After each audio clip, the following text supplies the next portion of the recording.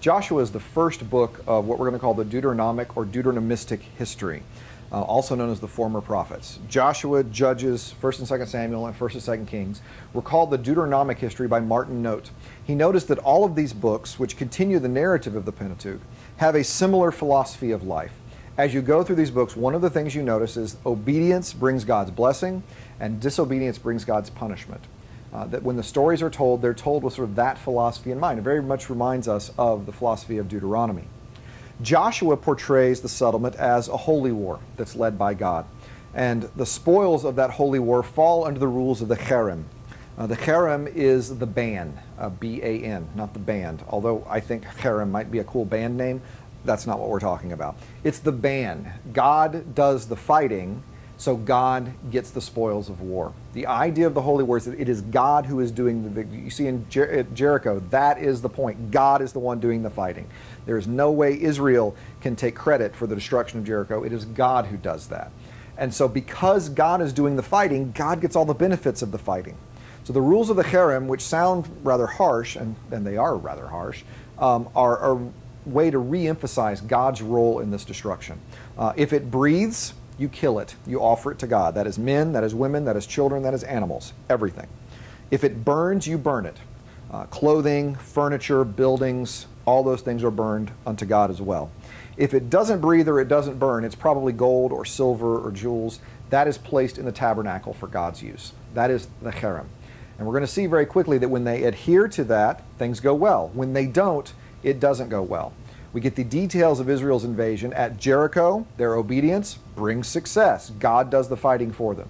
At Ai, of course, Achan violates the cherem, and his disobedience reflects on the whole community, results in the loss of 36 men, and it brings failure.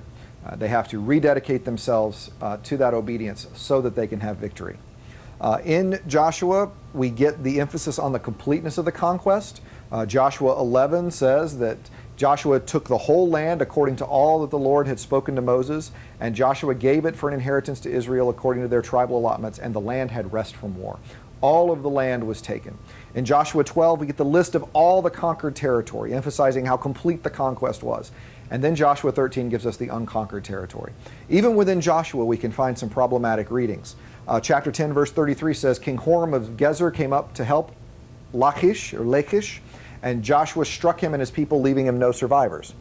Then you get verse 12. The following are the chapter 12, verse 7 and 12. The following are the kings of the land whom Joshua and Israel defeated. The king of Gezer is listed. So Gezer is destroyed, and the people are destroyed. In verse 16 it says, they did not, however, drive out the Canaanites who lived in Gezer. So the Canaanites have lived within Ephraim to this day, but have been made to do forced labor. So Gezer's destroyed, but Gezer's not destroyed. The people of Gezer are destroyed, but it's not destroyed. You see, obviously, it's complicated. We'll talk about some of the complications of the conquest when we get into the settlement period. I've done another lecture on that one. Joshua 1 through 11 seems to be in the genre of other Near Eastern military accounts. You know, we've talked about creation stories, we've talked about flood stories. This is a military conquest story. This is a genre of literature. There's a way in which you tell this story. You always make reference to divine aid. When Ramses II has his victory, he prays to Amun in ancient texts for that. You have to show evidence of God's power, or the God's power. Tutmos III, who is an Egyptian pharaoh, very militaristic Egyptian pharaoh, he notes that a comet sent by the gods brought terror on his enemies. The gods were actually controlling nature and showing the power that they had.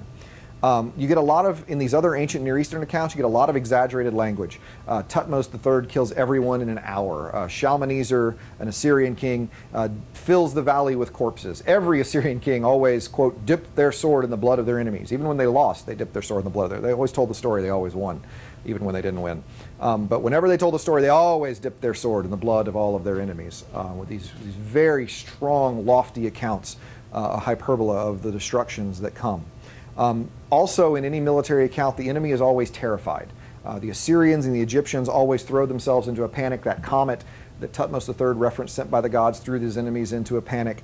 We see some parallels of that in the Joshua text as well. So it seems that the Joshua story, that when you tell a military account, this is the way you tell a military account. Just like when we said Talk about creation, these are the things you have to have in it. You talk about a flood, these are the things you have to have in it. You talk about an ancient Near Eastern conquest narrative, this is what you do. You talk about an ancient Near Eastern suzerain treaty, you get the book of Deuteronomy. God is always working within the lives and the culture of this people, using elements they're familiar with to bring about revelation of the divine.